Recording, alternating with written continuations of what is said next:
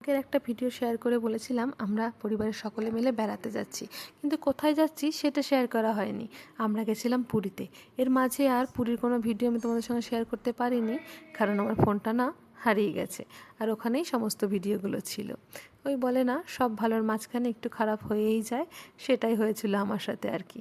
যাই হোক, এবার আমরা পুরীতে গিয়ে হোটেলে না উঠেছিলাম হোমস্টেতে, কারণ আমাদের সঙ্গে ছোট্ট ছোট্ট দুটো বাচ্চা ছিল, আর ওদেরকে রান্না করে খাওয়াতে হতো।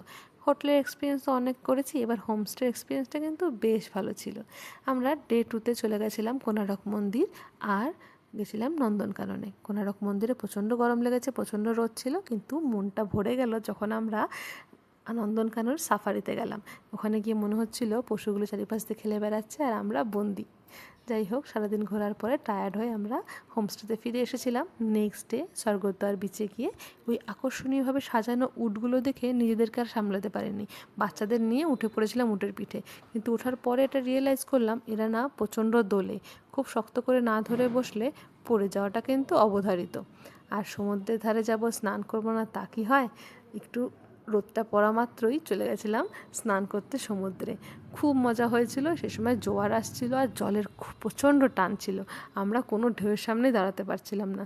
তবুও 1 ঘন্টা খুব মজা করে স্নান করেছিলাম। খুব মজা হয়েছিল আমাদের ওই কয়দিন। ধন্যবাদ সকলকে।